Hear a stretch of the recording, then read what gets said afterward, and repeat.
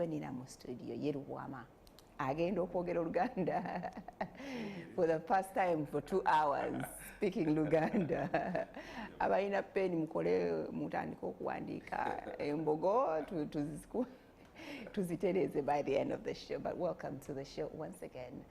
Nze Farida, MWASUZE MUTYA.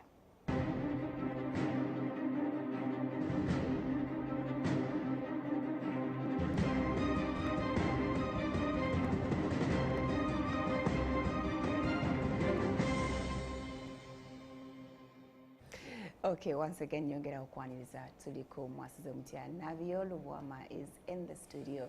Omusajja oyo erinnya lye ndowooza alina eka because I've tried to Google around. I haven't found another Navio. Omusajja Muganda geregere, mwana wa mwami, muzzukulu wa mwami. Oluganda lumutawaanya.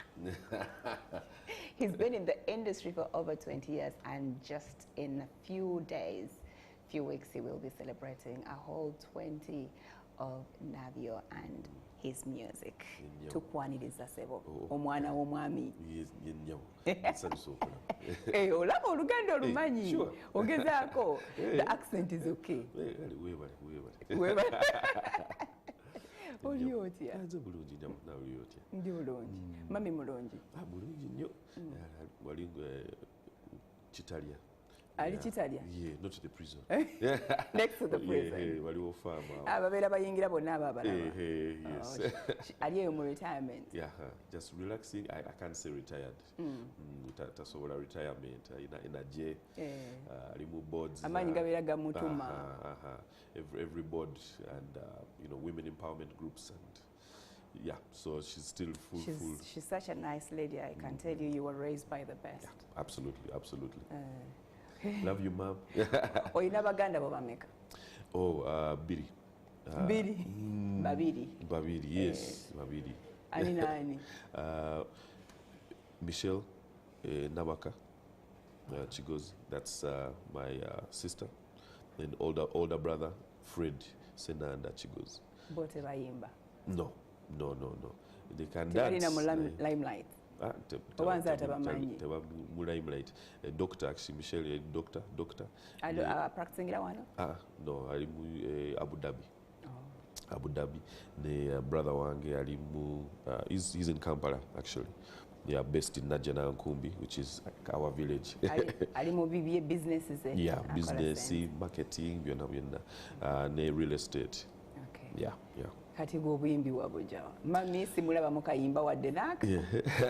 Mami ayagala music nnyo. Amanyi artists bonna. She's friends with all the artists. Music, I think it's her #1 passion.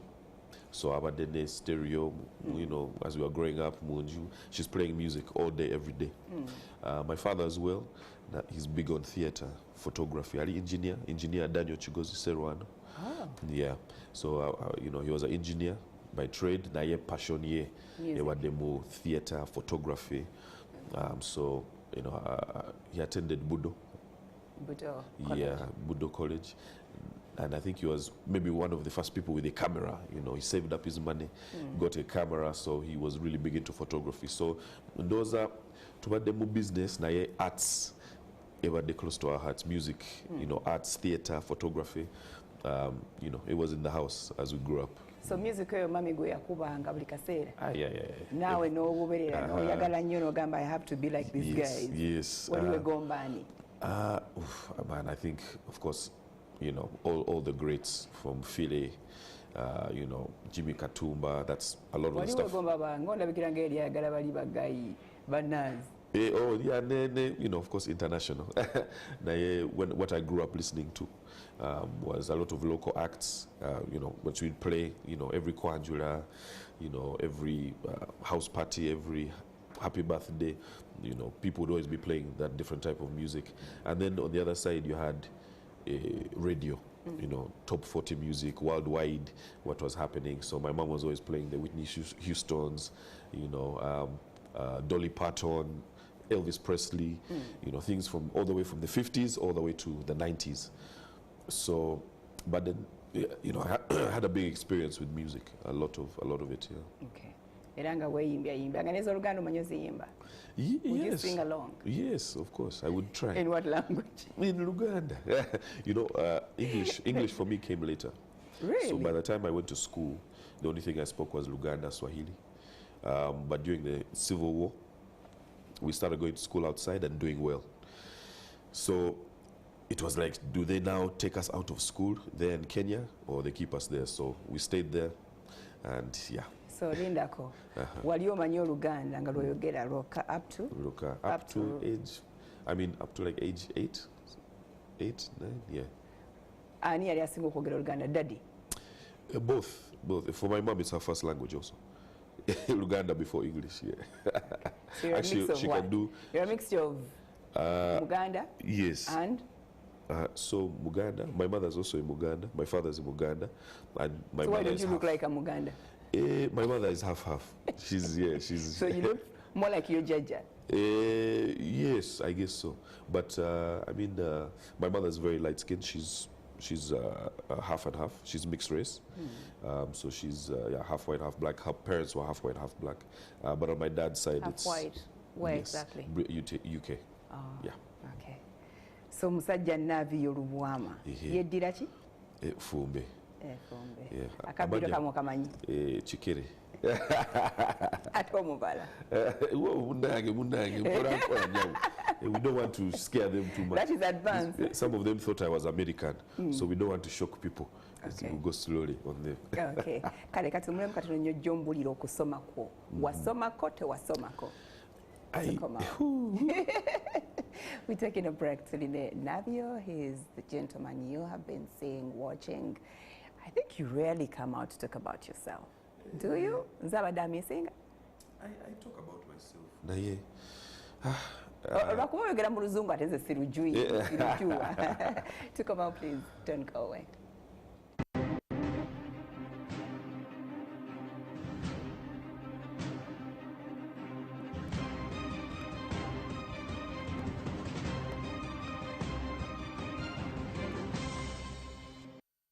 Okay, nyongera okwaniriza yakatuyingako tuli ne mukulu Navio Lubwama. He is the most awarded East African rapper abadde takimanyi obunene bw'omuntu gwe tulina olwaleero. Yajjanga akavubuka very little. He tells me he first hit the studio ng'ali only 10 years.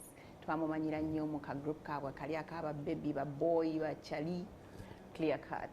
Yes, era be introducing Yuga Flow wane Uganda bala ne bali. Okay, they're joining, of course. There's always that person who starts something and everybody takes it on. But yeah, he has over 60 awards from rapping. So Msajja ono Navio njogereza. What is your nickname? Navio. Industry. Neighborhood Navio. Neighborhood? Yeah. Because why? I think they see me in every neighborhood. I surprise them. One day I'll be buying a Rolex. The next day I'll be at, You're that easy guy. Next day I'll be at, the president of Kenya's place. Next time I'll be somewhere, and why say fixing my car. Next time I'll be, so they call me Neighborhood Navio because you never know which neighborhood, which hood I'm going to be in. You haven't I think been that's to where a it comes place in from. Nigeria. I have to. Okay, it's not at my gate. Yes, I will be there soon. Nigeria people, we are coming. Okay. So you said you moved to Kenya. Yes. During the Civil War. Yes. Everybody actually moved with us. So we were there in Nairobi. Yeah. That is 80 what? 80, towards 84. Oh, you were not born the 80s? Yeah, it was. 90s child. I was born in Nairobi. So my mother was actually pregnant with me when we moved there. So I was born there in 83. There's a few books that have been written that talk about it. But and I'm writing a book myself. I'll have you know. The Life of Navio. Actually, it's about business, dynamic business in the Ugandan economy from an artist perspective. So, because a lot of people are asking me, what do you do for the youth? What are you going to pass on? So that's been sitting with me, and I said, you know what, let's write a book. When people start writing books, we imagine they are getting off, trying to run away from what we know them for. Yeah. Are you about to retire? I don't know. What should I do? Politics or? No.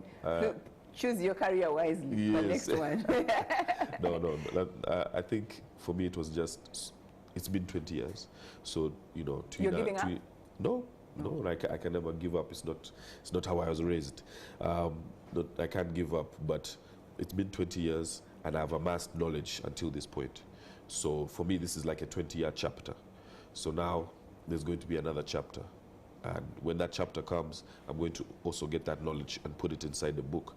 Because people are like, yeah, what are you really leaving behind that people can look at, review? What did you do wrong? What did you do right? How can the youth learn? So I said, you know, let me write a book. And so that's coming out on my birthday, October 19th. This year? Yes. But October 19th, fetusunireko the bits. Yes. So Nairobi, gye wazaalibwa, n'osomera eyo your early years. Yes. Osomera wa? But they would nursery out, then I moved to Molo, Kenya, Edimu Highlands. Yeah, very, very high up in the Highlands. They call it St. Andrews Turi. Turi. Oh, so you're a Turi product, no wonder. Yeah, sure. Yeah. So I was the Luzungu over. No wonder, more abana bagendera mu chopa, tupatulinya basi. Man, I was on a bus. Those are new things. I think our hard work paved the way for the youth of Turi. Tupakinga mu bisaawe ku ssomero wano. Mwina bu helipad bwanjawulo. Abazadde bajja bateekaawo. It's another day. Yeah, I wish. My mother, you know, she was even in Raleigh, so she used to come up every 2 to 3 weeks with her Nissan Bluebird. She used to come and visit us in school and also drop us at school, and we used to use the bus. So yeah, these things of helicopter weren't there in my day. Yeah, that is for a new generation. Okay. So yeah, I was at Turi. After Turi, very big on sports. So everything from, you know, basketball, football, rugby, hockey, swimming, cross country, in every sport. You're a very active pupil. Yeah. Me and my family, actually. We still have some records in school. Yeah. Are you the first born? No, last. Okay. Yeah, you can only get away with these dreadlocks when you're the last born. Your mom doesn't have that, does she? Eh? Your mom. The hair. Dreadlock. Oh no, she doesn't mind.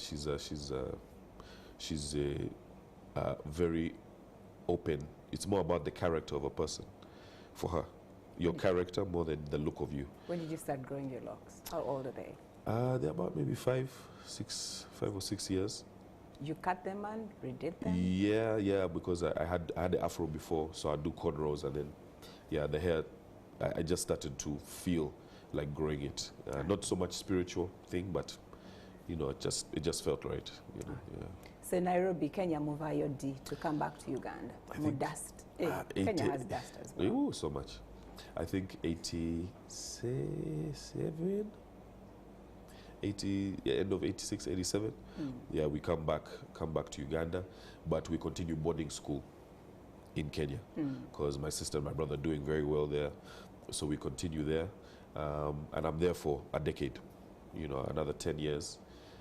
Then I come back here. I went to Aga Khan here for high school.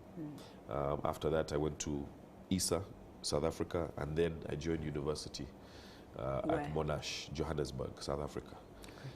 So when was only high school? Yeah. Part of high school? High school, yeah. How was the experience in the three countries? Yeah, beautiful. Of course, Uganda is the best, yes, right? Of course, Uganda is the best. Weather, food, you know, people,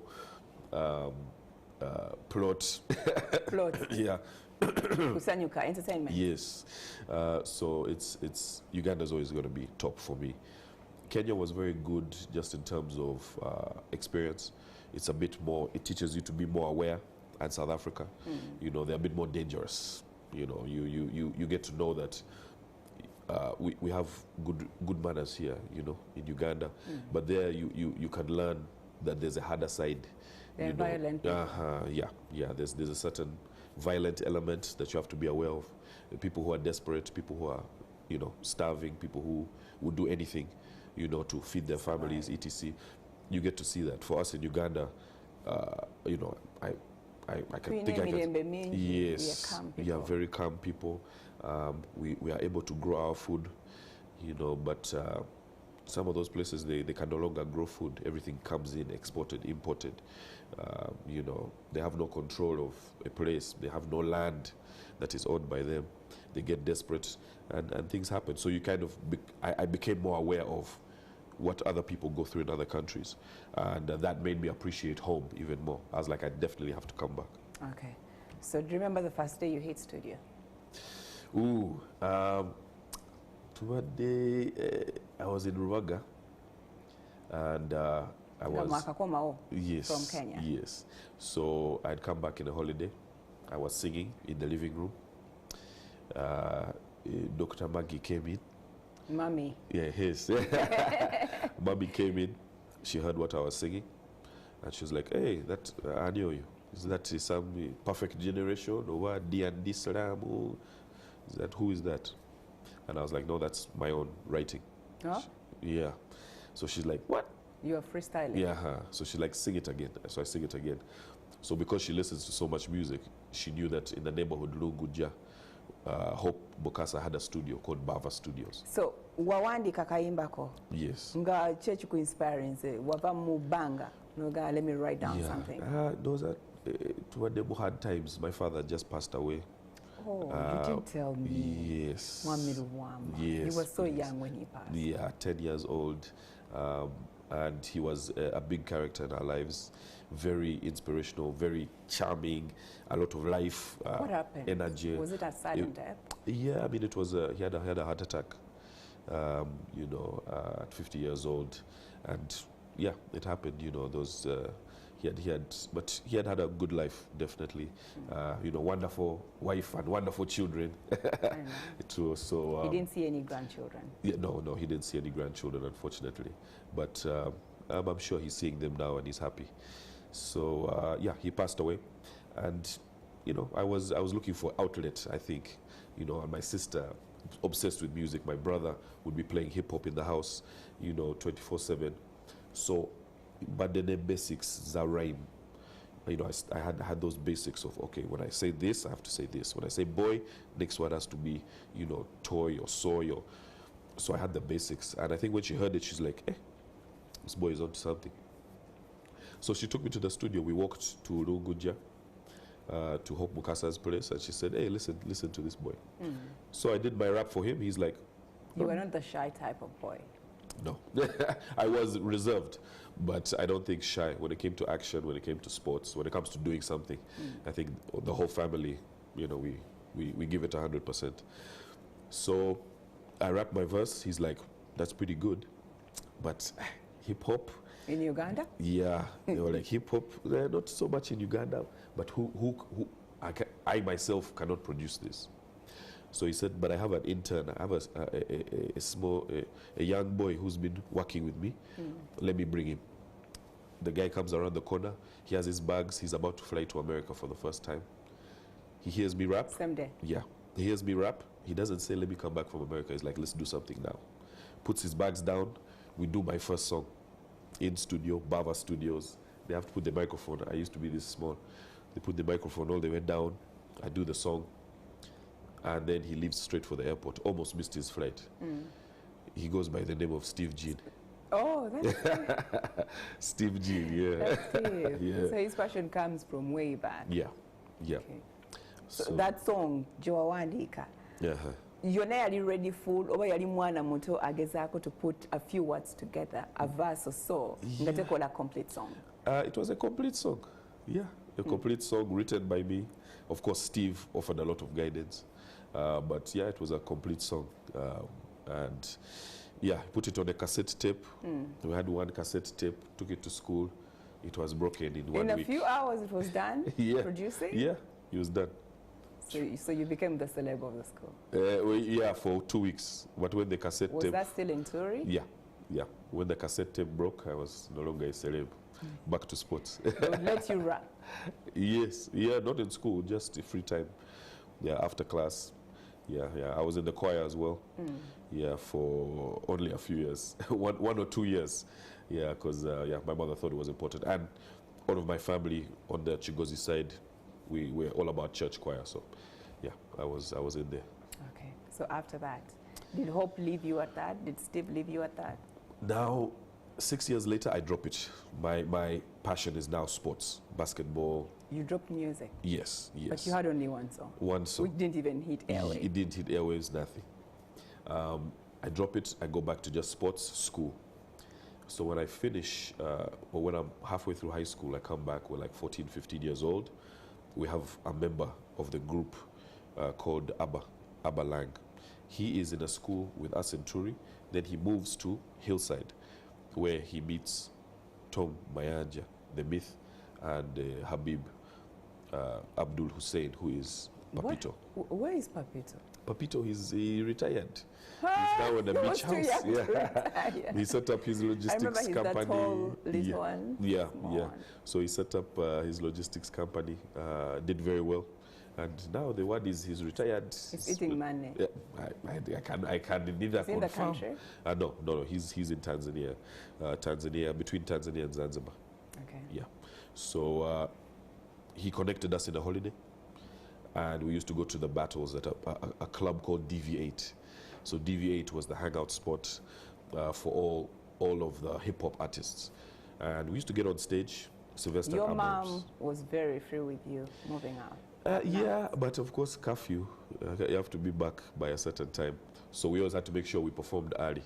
We go to the evening, we perform quickly, and then we bust out, yeah. Unless my brother or sister was there, we could stay longer, because they always wanted us to perform later and later. As we grew, as we became better, they wanted us to perform later and later. Did people appreciate your type of music at that time? Absolutely.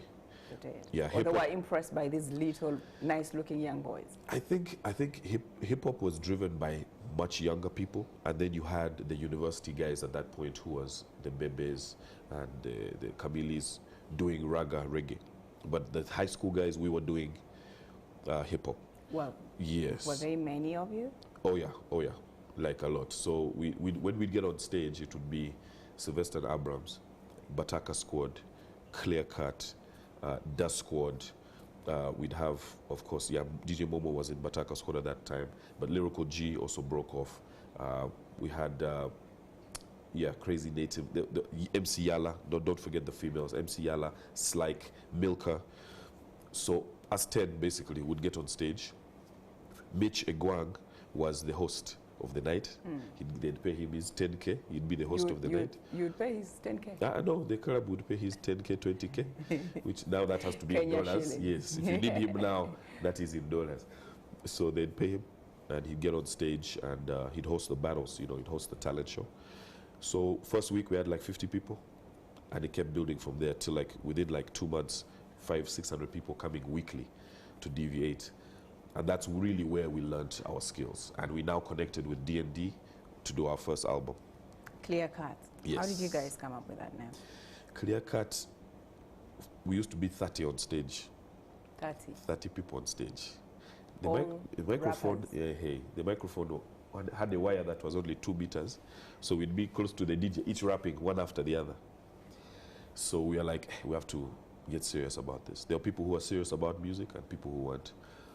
So we're called Clear Cut because we are a diamond in the rough. And when we chopped away the members, we came up with the 5 members, and we became like a diamond, Clear Cut, a Clear Cut diamond.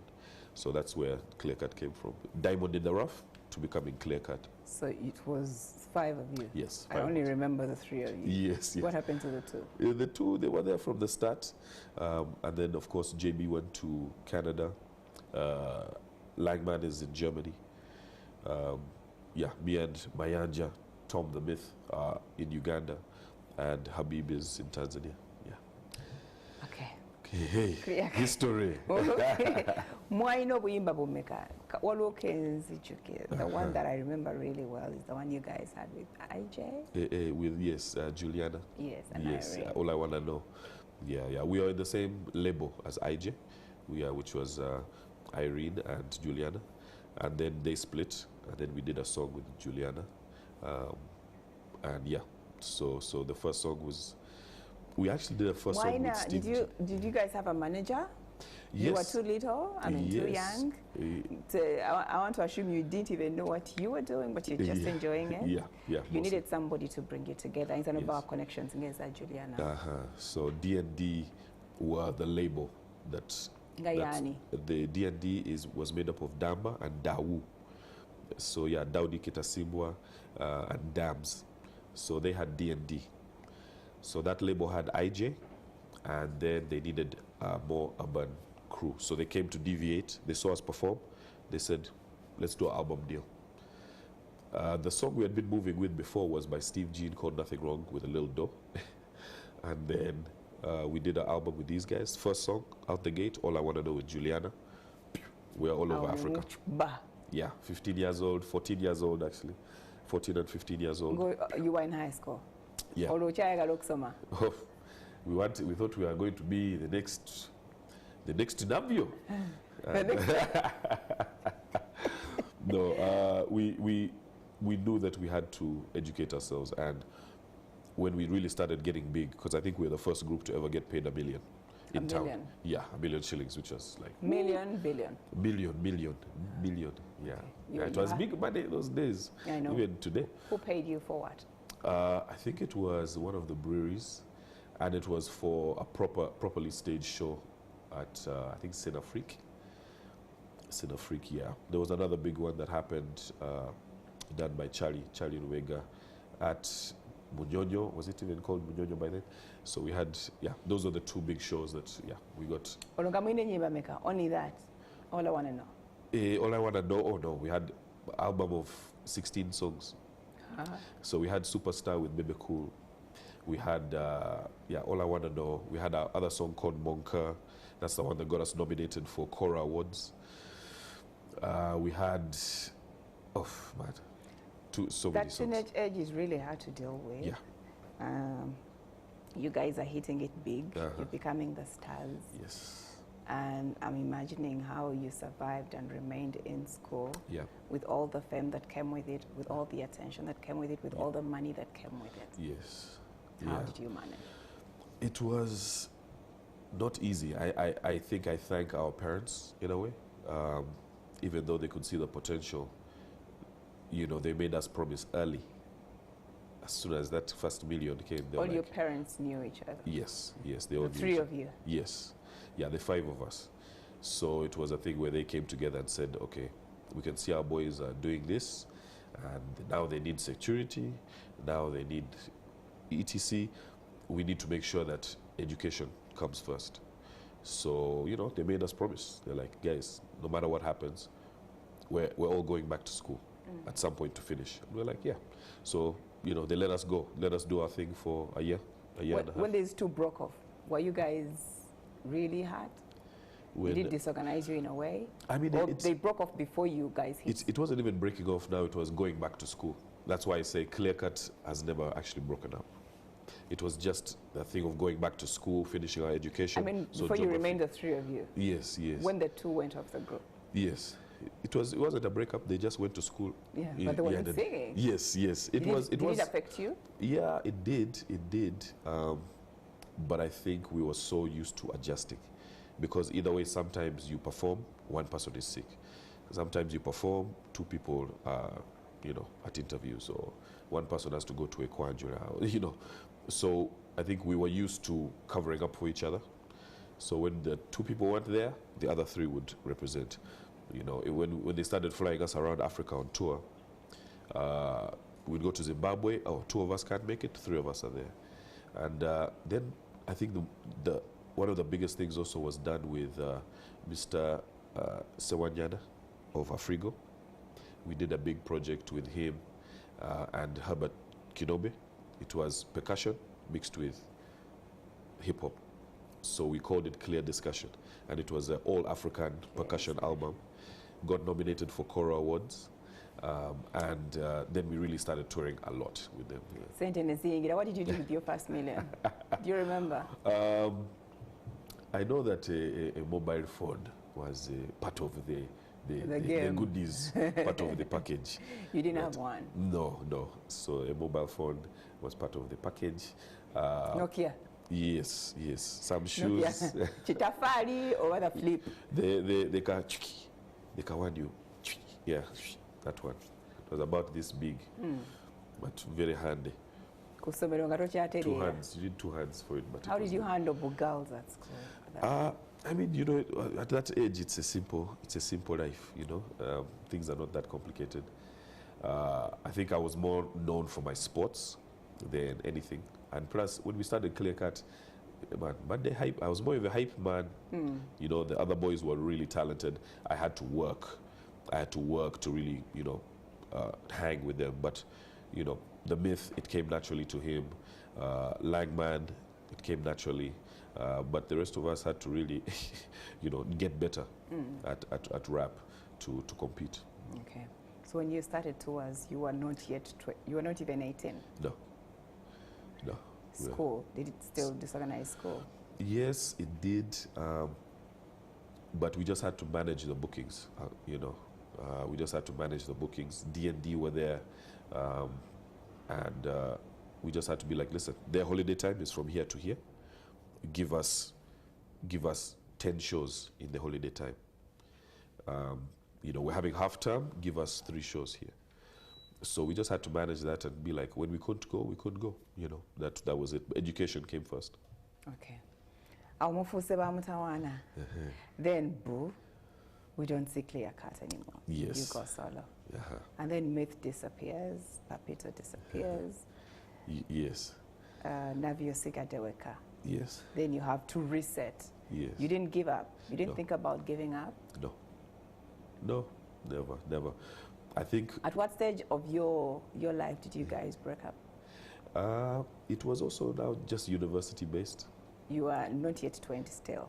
No. Well, we are now getting to that age because university, end of high school, university is now coming in. So, yeah, you know, the Myth went to India for school. You know, Habib was here, I was in South Africa. And then I came back, they were still not yet back. So it was a thing where we learned how to also become solo artists, solo acts.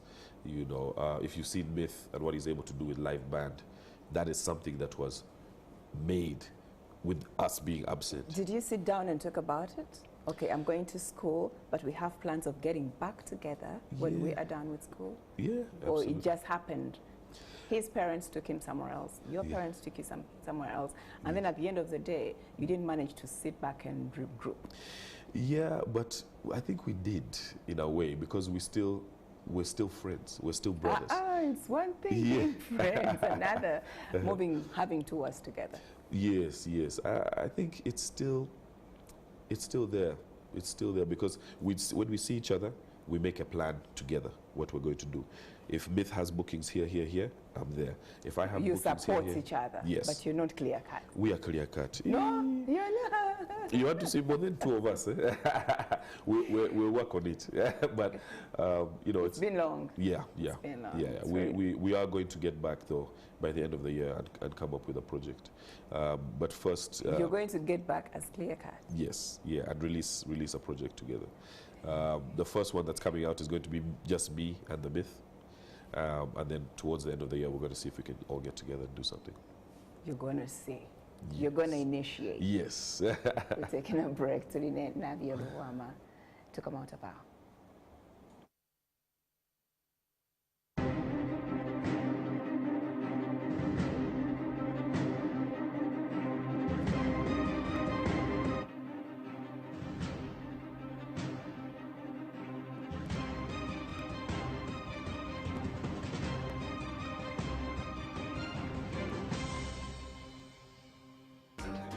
Okay, thank you so much for keeping it MWASUZE MUTYA. That is Navio for you.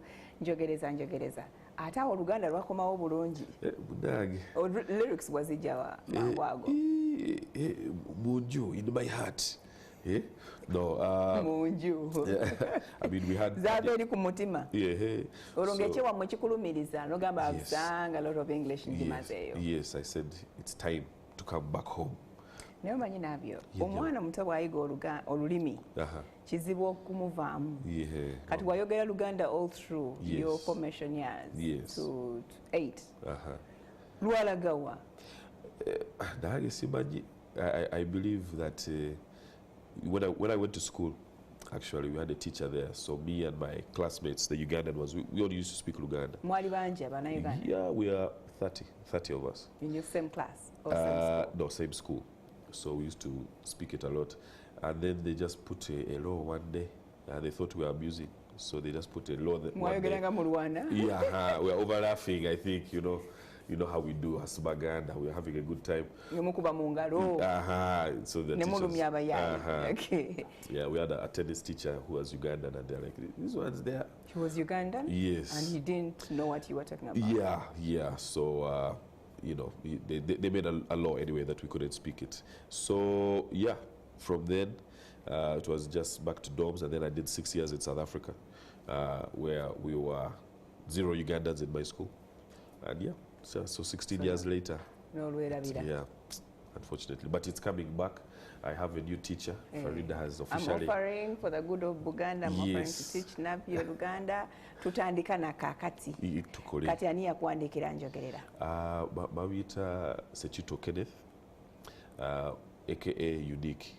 Yeah, so Unique, we the mama wange. We sat down, we talked about the song, and I said I always wanted to Tambalango Buganda on a song. I've wanted to do it for maybe like 15 years. So we did it, and we talked about it, and we put it in the song. So between that, when we went to studio originally, Genzewa studio, the Paddy man, because the beat, the chorus, me and Paddy. But then from there, we needed the substance, the lyrics. So, I talked to my mom about it, and she's like, yeah, make sure you get the names right. And then Unique came in, and we finished writing. And yeah, big up to Unique. He got an award at Afrima Awards, Afrima Africa Awards for best writing on a song for that one. Amanya wapita luvama, vabuluja lwa chigozi, dibuzukulu wa luvama, musigali andagaya. Yeah, good times. Yeah, it was really nice. Nendo za yachusa ne perspective yo ina we yakuteka oluyimba lina we bakuteka mu industry. Yeah. Because oluzungu true waliwo audience yalo abagala hip hop bichi neno wabaona abantu nga ye alabanga omuyimbi omuna Uganda twabamanyira nnyo mu kuyimba ebyaffe ebya wano woto ne lubanga taddemu akazungu kaba katono very limited ate nga ne flow yeyo gyamanyira ya hip hop. So to accept you as Navio with all your English, ngalaba kadoka kulesi nkanjogereza. Yeah, but also Nawuliranga, in terms of the love of the people, I think Nawuliranga did a lot for that. Maybe Nawuliranga, Wind It Up, and then in Jogereza, that. Yeah. Okay, yeah. Which one is your first award? First award? Woo! Whoa. I want to say Pearl of Africa, maybe Palm Awards, Pearl of Africa Awards. I think clear cut, either best hip hop or best video, one of those. Yeah. You would sweep those every year? Not every year. Oh, there was a lot of competition those days. You have Bebe there, you had GNL, you had even Bobby Kamili. It was very competitive in my days. Peter Miles, yeah, whatever the competition needs. But we'd always try and be excellent. We strive for excellence. Yes. No, like 5 or 6. Yeah. Okay, in the same year or no, different years? Different years. Yeah, 5 or 6 spread over from Clear Cut to now also Navio as a solo act. Okay, at the international awards. When you were nominated for the Cora. Yes, Cora Awards. Did you guys take it? No, we didn't. We were against Who were you competing with? P Square. But the nomination alone was enough. Yes, the nomination was enough. Cora Awards, the first time, 2002, was All I Wanna Know featuring Juliana. And actually they did nominate the song. They nominated the group. So best group, most promising. They said most promising group and Revelation of the Year. Those were the 2 nominations. So we flew down there, first class, 14-year-olds. You're having, Kofi Olomide here, Oliver Mutukutsi, Baba Mal, legends of the music industry, Mendoza of South Africa. So tumadene cream of the crop. You know, magita cream of the crop, just the best. Yeah, so that gave us the energy to do more. Okay. This gentleman here has worked with big names like Burna Boy, the likes of Wizkid, R. Kelly, Keith Sweat, and so many others. So to connection, to kubanja connection. Yes. Yes, big How guy. do you get connected to all Big these guy called me. I think for me, the power of internet, the power of good music, the power of your own craft. You know, when you put that first, the quality. When you put quality first, more lyrics, so more beat, more video. When you put that first, doors open. You know, we've seen what happened. You know, with every artist when they started putting in more effort. So the first thing is effort. Finding those connections, I think they find you. As long as I come to, you know, Spark TV and put my video there, the good things will come back to me.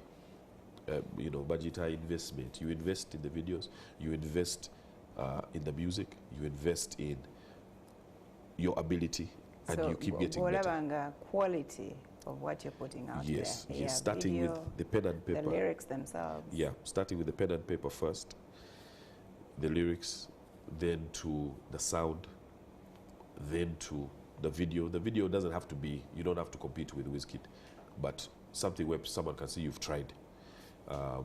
Those are very important. Have you written most of your music? Yeah, 95%. Okay. Yeah. Osinzira kochi, waliwo yangambye mbu most of them are your personal experiences. Yeah, yeah. All the experiences of people around me. You know, I think in hip hop especially, you know, or artists, you know, Tuliba artists, we are observers.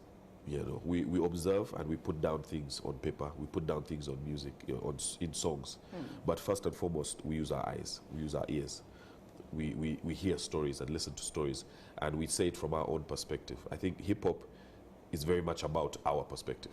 When you're doing R&B, you can talk about some people who are in love over there, but hip hop, the R&B, usually it's from us, from our experience. So, and the crowd, the people, they can feel that.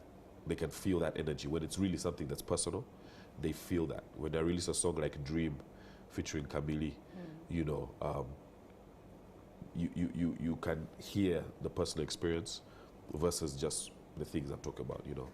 So many stories from my hood, half a tragic. No toys as a kid, to me, cash was magic. Outside my window was a wall, that was graphic. Now my view is just so damn panoramic. You know, you have to put someone in your shoes to really experience. So for me, honest music is the best. Personal experience is the best. Now, yeah, I can talk about anything. I can talk about Nelson Mandela. I'm free. Okay. Which one has been your most emotional song, personal experience? Wow. There was one on my last album I released in August called Vibes Out the East. The song is called Father Guide Us. It's not necessarily a gospel song, but I'm talking about I'm coming clean with God about some of my own shortcomings. You know, the fact that I'm, you know, obsessed with work and music sometimes, and that makes me push other priorities out of the way. You know, I talk about past experiences, I talk about the family, I talk about us running away from war, the refugee, you know, element. So it was supposed to be, when I did the chorus, it's like, Father guide us. I'm talking about that, but you know, I decided to just be honest with God and talk about some of the things that were on my mind. So I think that's one of the deepest ones.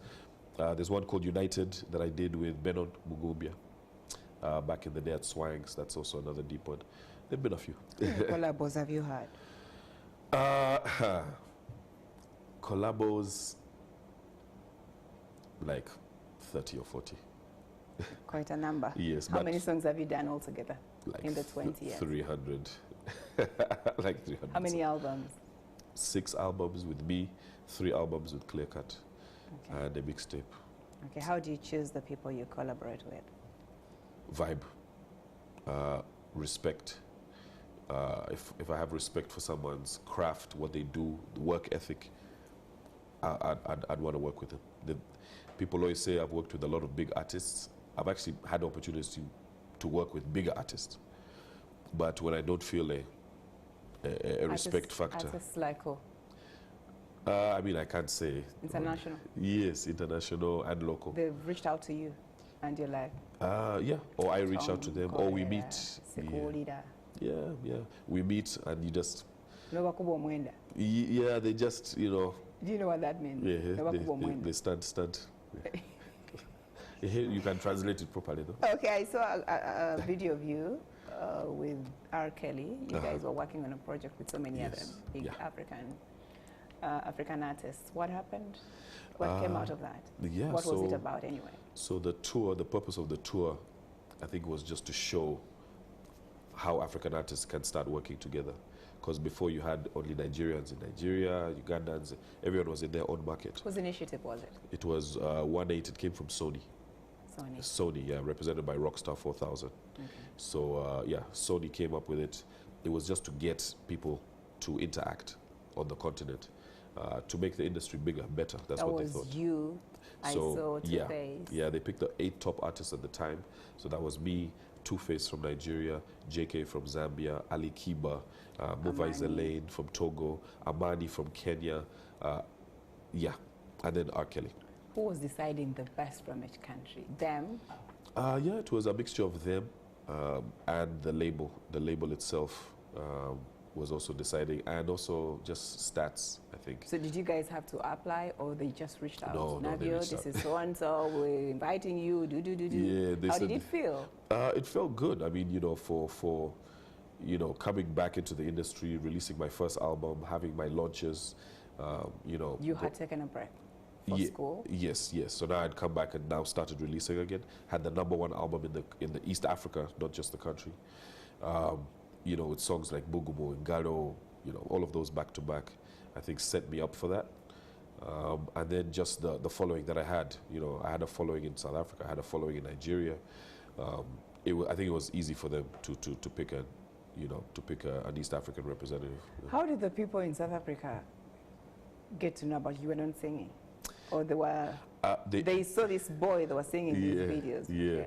So they had seen me in stuff like Ruckus with Peter Miles, 2004, around there. And then when I went there also as a battle MC, because I couldn't afford to be on the big stages and doing big videos. So, but they had talent exhibitions that were sponsored by, you know, I'm not going to mention sponsors, but they were sponsored by Willard's Crisps, we don't have them here, you know, and a bunch of other guys.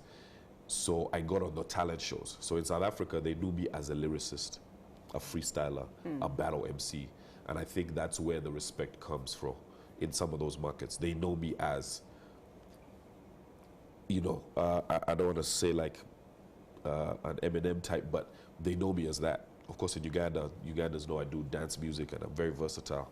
But, you know, some of those markets knew me as just a rapper, straight rapper. So that's kind of helped also, you know, in terms of reputation and letting people know that hip-hop is my first love. Okay. So where was that 1/8 thing, where was it supposed to end? Yeah, 1/8, basically, the only thing that was guaranteed was us coming together. We did, of course, the song with R. Kelly. We also released an album together, a project, and then we did a tour. So all the main markets of all the artists that were involved. So Tanzania had their own launch, Nigeria, SA, we had an event here as well. So we all had that tour, and then, you know, our job was done. People could see that we were able to collaborate across the continent, you know. And I think it was a great initiative. It achieved what it was supposed to achieve, and we raised a lot of money for charity actually in the meantime. So charity. Yeah. Remember which charity? The charity was for an AIDS awareness, campaign. Yeah. Okay. That also didn't leave you the same. Took you another level higher. Yes, absolutely. I mean, you know, just being able to fly into a different country and not introduce yourself was good. You know, taking selfies in Botswana and, you know, Wolandinga boti bategere nnyo perfume ya Navio ku nnyonyi. So I'm not comparing you with the myth, naye bwe ntunula bwe simanyi nnyo music, naye nsobola okulaba ne ngamba. Myth looks like a very natural rapper. Yes. Yeah, very talented. Yes. Naye body laid back. Yeah. That's why he hasn't penetrated so much like you do. Is it the versatility? Yeah, I think with him, one, if you know him, he doesn't pretend. His first love is hip hop. So he does what he loves. With me, we grew up playing everything in the house, and I just happened to love reggae, I happen to love hip hop, I happen to love classical, I happen to love rock.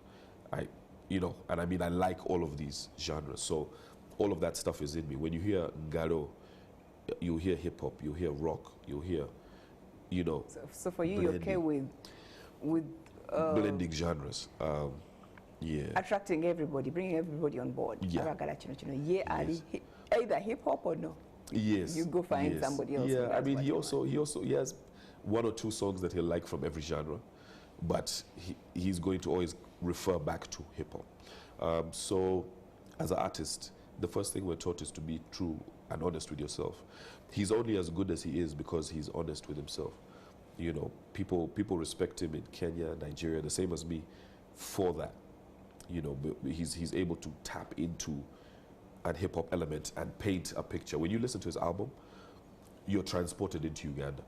Like he'll talk about a Rolex stand, and you can smell the chapas. You understand? You're eating, you're chewing. Yes. So that is his gift. Okay. He's able to transport you into that world. Also the same thing that Flex the Paper has taken on, Kampala Boy. He's taken on that Kampala Boy thing, where he really brings you into that experience. When he releases a song, you feel his experience in the song, and that's a talent that those guys both have. So yeah, they're true to, Myth is true to what he does, and he's respected for that. And that's why I think he was Lyricist of the Year last year, or Album of the Year, at Hip Hop Awards, or both, or Video of the Year as well. So he's still getting his awards and getting his respect annually. It's just that sometimes I'll do songs that are really commercial, and they move. That market. Yeah, and I don't even try. I don't think I'd be here for more than 5 years if I was trying to make a hit. With the Joganeza, we're trying to make good music. With Nawulitanga, Ngalo, Bugubu, I'm trying to make good music. Sometimes I'll release a song and people will be like, that's not going to be a hit. I'm like, yeah. But I know my core fans are going to love it, so I release. So yeah, it's not so much about playing a game for me, trying to fit in and be marketable. Otherwise, I'd do 10 in Joganezas. I'm trying to be a good overall hip-hop artist, but artist more than anything. Okay, you just came back from America. Yes. How many such tours have you had all your entire career life? Wow, I think I've done maybe 35, 36 countries. Talking about the gospel of Ugandan music, representing Ugandan music. Is it hard to sell out there? I think because of what we go through here, when we move to stage, even when you're booked for a show, you have 100 artists getting on stage. And in front of you, you have Bebe, behind you, you have Chameleon, then Bobby is coming on, and then after, you have A-level artists. So for me, I find it easier when I go out, because people don't perform like Uganda. Yeah, Ugandan artists were some of the best performers. Like these girls, they can't touch Cindy, they can't touch Sheba, they can't touch our female acts as far as energy, what we give to the crowd, the interaction, the hits back to back.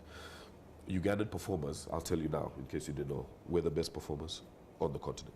So I find it easier. When I go to SA or I go to even Malaysia, Thailand, I know that I'm going to put on a show that is fit for a Nkuka, that has been put through 20 years of trial and, training. So I find it easier with the music. I think the one difference would be the music style. But I make sure that I can perform in Galo in any country. So Bogendeyo, the people in the audience, is it mostly Ugandans? No. No. For example, my Atlanta show was very mixed. You know, if I go to Malaysia, I'm going to see a lot of light-skinned faces, you know. And my Ugandans will always be there, but it's going to be a mix and a blend of people. And I think that's how I like it. You know, I don't want to go somewhere just to perform for Ugandans. Let Ugandans be there. Let the locals be there. There are not even that many. Yeah. Which one has been the biggest venue you've hit? Oh, wow. A place called, in Denver, called Red Rocks. Yeah, Red Rocks will probably be the biggest venue. But it was a number of artists on that one. And that would be 10,000 people. 10,000 people, that was a number of us though. Yeah, I was the only Ugandan. But yeah, that was a good show. Yeah. Okay. Who is your most respected rapper in Uganda? That I respect the most? I mean, Navio. Okay, should we put aside the people in my group, we put aside the Myth, put aside Flex. I like some of the new kids, man, that are coming out right now. You know, I'd say that Saint Maximane is right on the top of my list. I'd say, you know, Tucker HD. I'd say that Lagoon. But yeah, I mean, you know, like I say, I work with people that I respect the most. So still, for me, the Myth, Flex, those are guys who really, you know, do it for me. And then, of course, you have to respect a Fefe to get up and freestyle for 30 minutes in this economy. In this economy? Yeah, where what has the economy got to do with it? They want hits, man. They want to just hear your hits, but to get up and be entertaining and freestyle's dope. You know, Fick Fameka for me, you know, if Fick was to do 3 hip-hop songs in a row, like, it would be crazy. And I think he's going to get back around to that. We've seen the power of what happens when he does a straight hip-hop song. You know, something like Mafia. You know, that's the song that people are jumping to the most at his shows. So I have to respect that as well. And then, of course, we have the OGs, Lyrical G. You know, that's like a legend to me. You know what I mean? Bataka in general.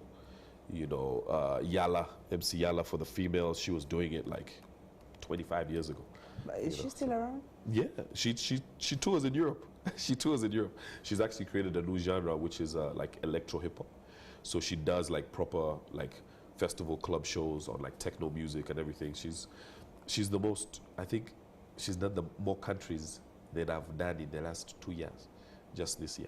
Okay, you have over 60 awards. Which one is the biggest? I liked that African Entertainment Awards. I liked what it meant. Also, I liked that Nigerian Entertainment Award, Best East African Act. That was really a statement that Uganda acts can get nominated at those. So yeah, but when I was getting nominated and winning those awards, it wasn't a big deal to get those awards. You know, in Uganda, yeah, in Uganda it wasn't a big deal. But now I think with the coming of like Eddie and guys, people really understand what it means to go to Nigeria and win an award for Best East African. To go to the States, you know, and win an African Entertainment Award. People understand it's a big thing now. So yeah, let's get back to it for my next 20 years. All right, we're taking another break. We're to come out Navio and family. You said you're a workaholic. Yeah. How you balance this two? Yeah. I don't know. We're going to work with tips. Maybe we'll do better. Us. To come out about.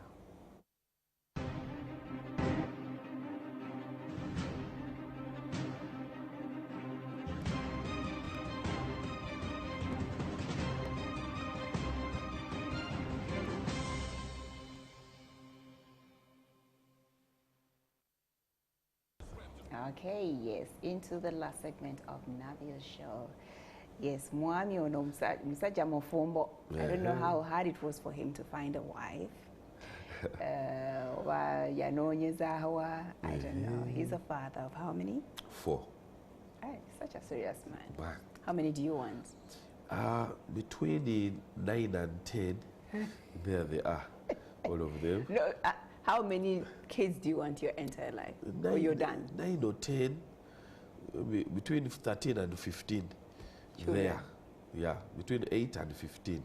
All from Matilda? Yes. All yes. from her? Yes, Did she please. agree to that? Yeah, we're working on the contract now. We're working on Okay, it. Matilda doesn't look like she's from here, is she? She is Nasimbwa, so she's from Magere.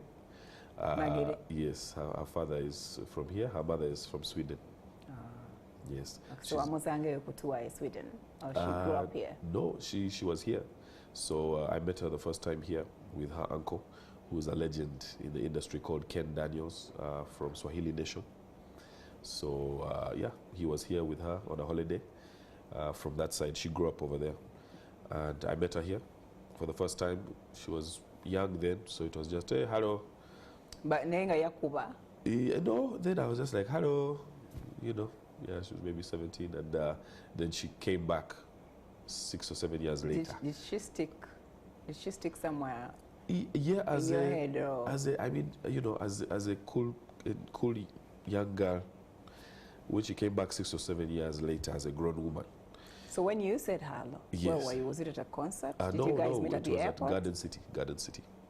Yeah. She was starstruck. No, said, she didn't. You For were her, like, she knew.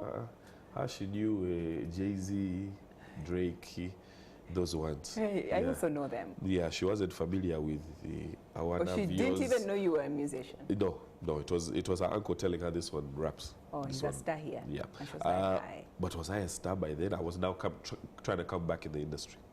So I wasn't even a star. After your degree, by the way, what did you graduate in? I did double major media communications and media studies and international relations. So okay.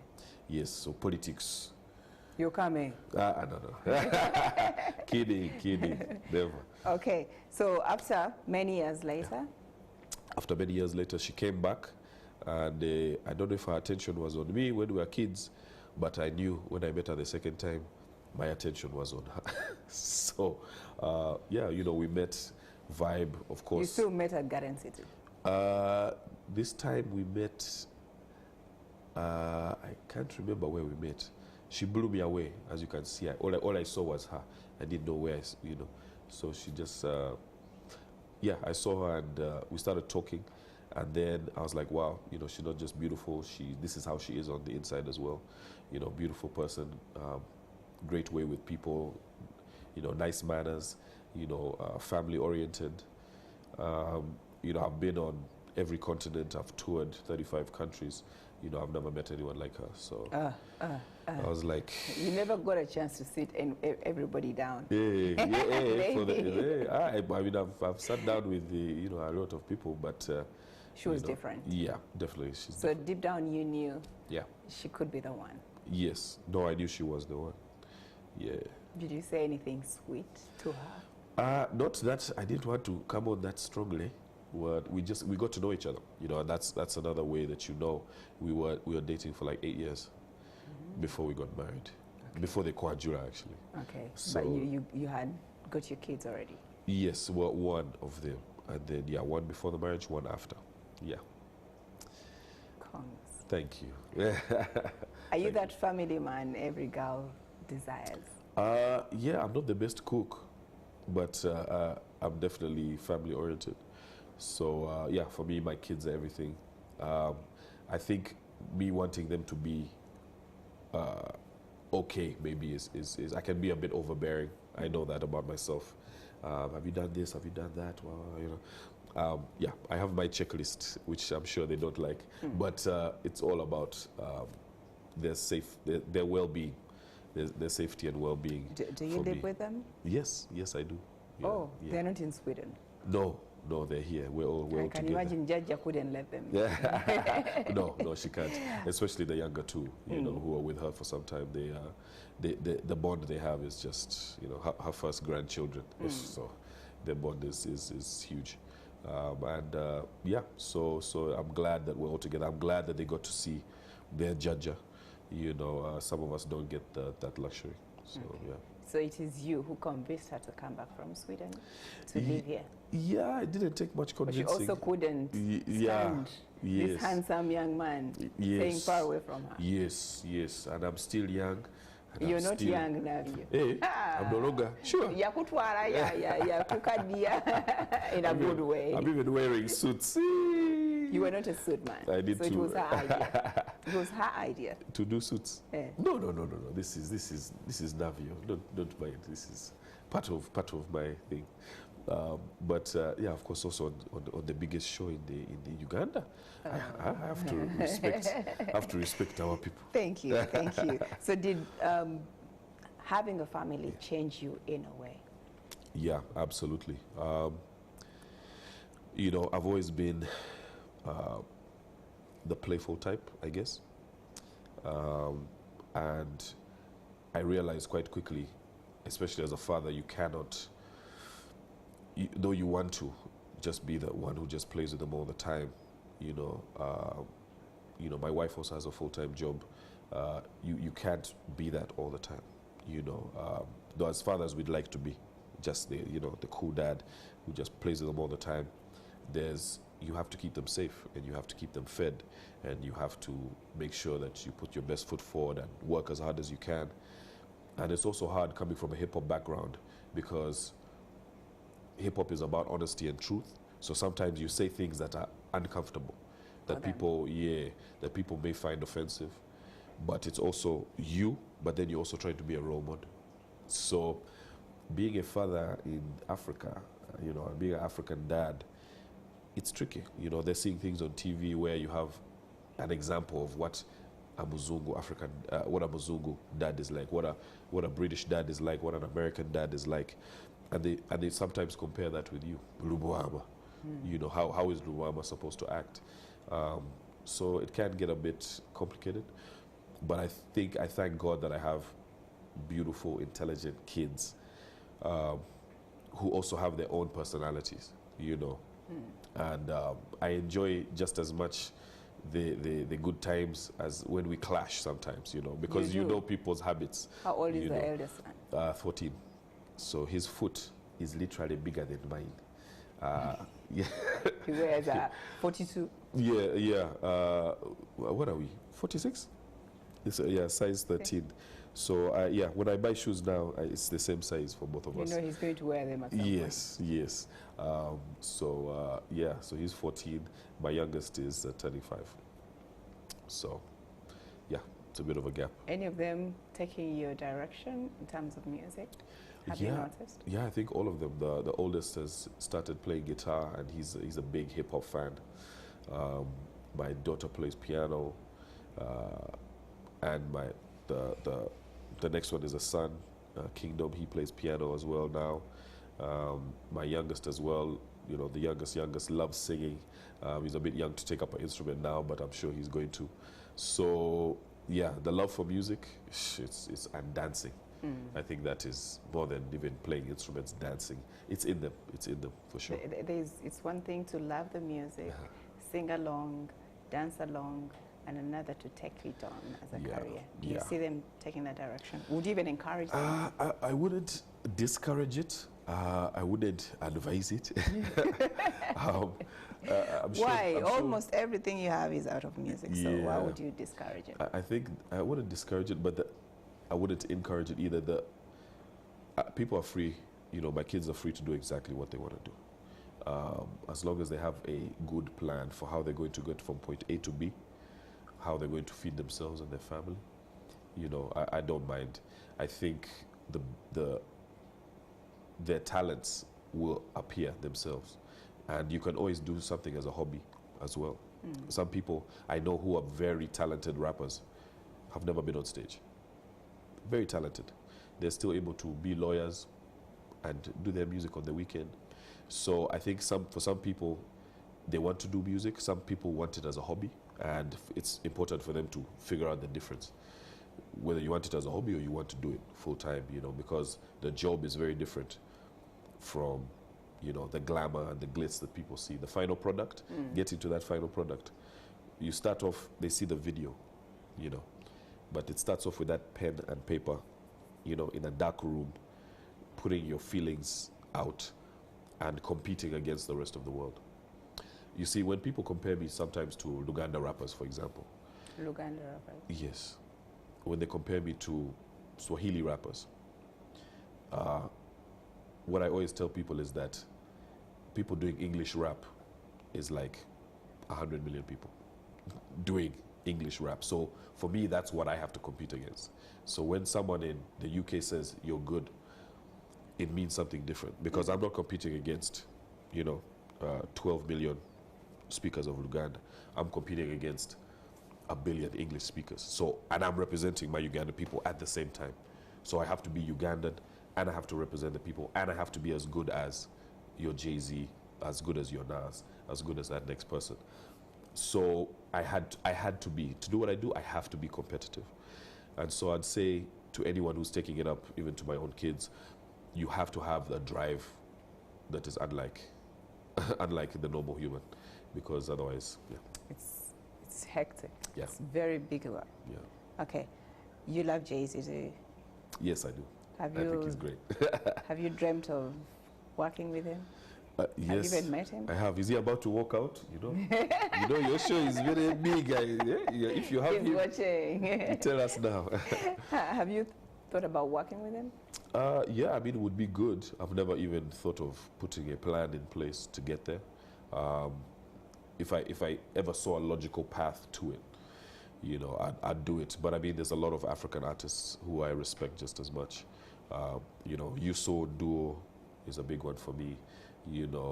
Afrigo, they're artists who are on that level for me, who are local. I think that's the blessing with being an African act. We have our own industry also. There are people I've wanted to work with here. And it's growing every day. Yeah, there are people I want to work with here, so. I know you're a producer. Yeah. You do produce your music? Some of it, yeah. Sometimes I'll just shout and tell the producer what I want. Yeah. You guys are so hard to produce when you know what to do yourself. Yeah. We can get a bit hectic.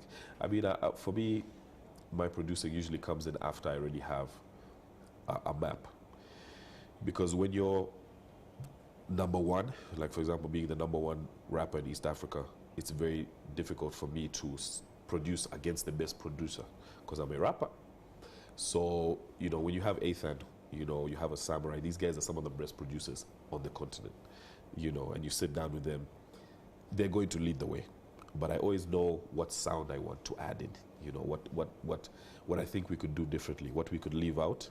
And I think that's where my strength lies, yeah. Okay, so who do you produce some artists here?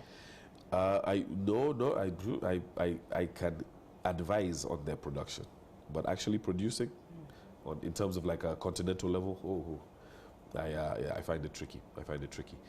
In terms of writing, though, writing for artists, I do that a lot. Okay. My latest project was by Michael Franti. He's a big American artist, Soul Shine. He has 60 dates, 10,000 people coming to each show for this year. And we went to Bali. So when I flew to Bali, it was to write his album. So we were writing songs for 6 weeks there. So I'm also a writer. But you people should Where use do you me more. even get these words from? Like I say, what's that flow like that? Like I say, like I said, as a writer, you have to be an observer. So I observe something in your life. Your other half will walk in here. You have a conversation, and that'll give me an idea. You see a woman on the street, that'll give you an idea. You see, I go to the refugee camps, and when I'm giving out food, I hear someone's story, that gives me an idea. So you have to be able to tell your own story in hip hop, but I have the ability to tell other people's story as well. Okay. That's the freedom, that's the beauty of writing. 20 years of Navio. Whew. You must have really thought so much about it, coming up with that. Yeah. Or is this something you've been celebrating? 10 years of Navio, 5 years of Navio? No. No. I think I've made it a habit not to celebrate myself too much, because at the end of the day, like I say in one of my lyrics, it's neighborhood Navio. I do it for the people. The people will let you know what level you're on. If you release a bad song, the people will let you know. If you release a good song, the people will let you know. If the people call you a legend first or a king first, you let them do that. That is a title that I never ever put on myself. So it is people who convinced you into celebrating your 20 years? Yeah, I think this one I should really, that one, even me, it was too much. If I didn't do a 5 and a 10 year, really, I mean, You had to do it yeah, for the sake of the fans. The next also. one should be 50. Let's do 30 because I'm not sure that 50 is, you know, that's a free go levels. And yeah, to be blessed to be in the industry as long as a free go, that'll really be a blessing. Okay, what should we expect? 20 years of Navio, I think, expect us to take it a notch higher. You know, we're the first artists who ever had a complete LED setup on stage, who had a, you know, a sound system like that, who put together a live band, who put together a live band element with urban music. Before we just used to use CDs, you know, or live band, but bringing them together. I think that was the first time in Nawuliranga we had ever seen that. You know, having the costume changes, etc., that I did further back in 2009. You know, having a rapper or any urban artist have changes and themes, you know, for the show. I think that we're the first people who ever did that. So there's a lot of pressure coming up to a 20 year because now people are like, hey, this one is always a groundbreaker. What have we not seen? So you want to outdo yourself? Yes, I want to outdo myself and really just put on, you know, one of the biggest and brightest shows people have ever seen. You know, of course it's a 20 year, so more than just the lighting and whatnot, I want to make sure the actual music itself. Okay, any particular reason why you chose Sheraton? Because now we look at big shows being held in big grounds like Cricket Oval. Yeah. Why Sheraton? Well, first of all, Sheraton, technically, the grounds are bigger than Lugogo. Technically. Yes. If you go there and take a walk from point A to point B, it's actually bigger than Lugogo. I think we were originally going to do in Zambia, and the area itself wasn't accommodating. Zambia grounds? Yeah, it wasn't accommodating. The new grounds that's coming up there, there's a brand new grounds that's come up there. And then they started also working on the highway outside it. So we said there's going to be a security issue here. So we moved it to Sheraton grounds because I have fans from all walks of life. Uptown, downtown, international. You know, people will praise me just as much in the taxi park as they do in private schools. To bring all of those elements together, you need a place that can accommodate that. You know, we've seen the Balam shows, and you know how it can get in the Sheraton grounds for New Year's.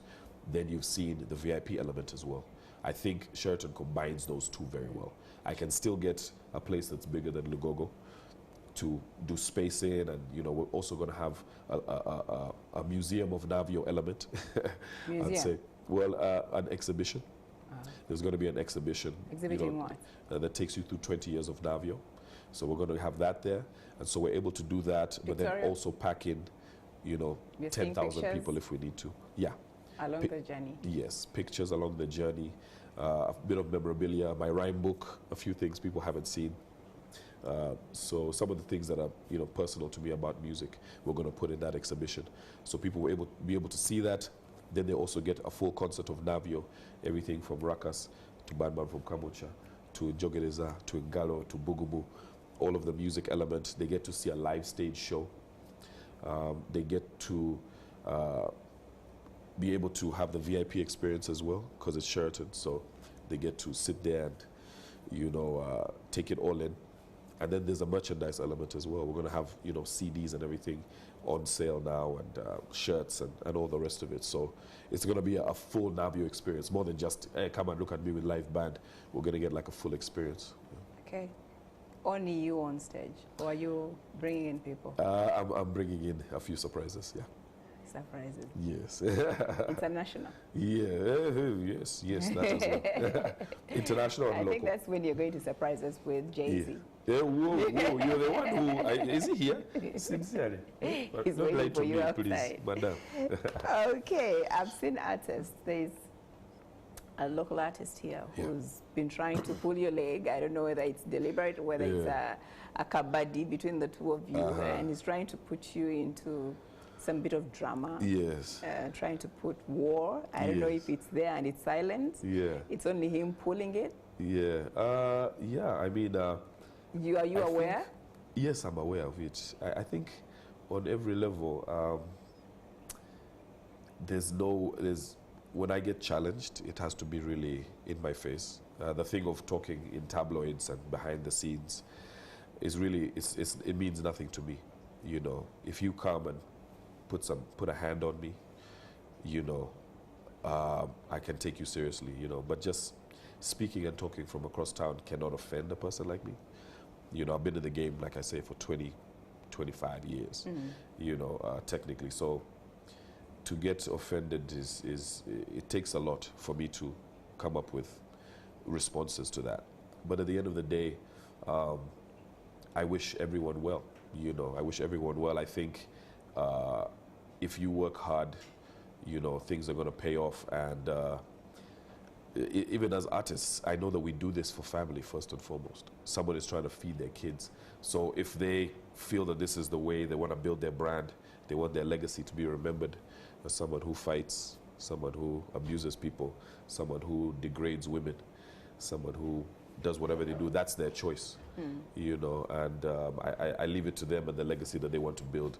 Like I say, you know, you got to be a little bit wary of the people you have at home. So you can say that you're pulling an act and you're pretending, but at the end of the day, it gets real at some point. Are you friends with this person? Have you ever met?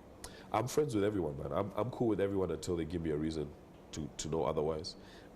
So yeah, we've met. Every time they meet, they're smiling and greeting me. So I can't really take that as a threat. You don't. Could you be their role model? I mean, I wouldn't say that I'm. A lot of people put that theory out because you work as hard as they've done, but people, Uganda don't give you the respect. In Kenya, you can't walk into a Nigerian station for free. Like, you know, it's like I'm known around Africa, UK, the States. To start competing with someone here for me is very. Yeah, it's a waste of time, and I'm all about the music, and I'm all about the fans right now. So, yeah, even getting involved in that whole debate is a bit weird to me. Yeah. Okay, 30 years you've been around. What is your biggest regret as we sign out?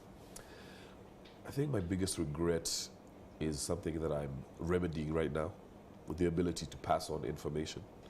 Of course, now I'm writing this book, you know, which comes out on my birthday, October the 19th.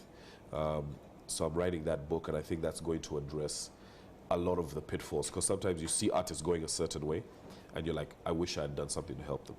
You know, now I'm just going to be like, man, read chapter 12, read chapter 11, read chapter 2. You know, I feel like if I can put all of that inside a book, you know. So you think it should have come in way earlier? Yeah. I mean, if I'd done it on my 10 year, there are already 10 years of lessons. But don't beat yourself over that. It's never too late. Yeah, God's timing is always the best. Thank you so much for sharing. Thank you. Appreciate it. Finally, we get to sit down. Yes. You told me you were on the show before, but I don't remember. You see, I don't know with who. Maybe wellness away. You know, being such a celebrity like you, know, you get so many people.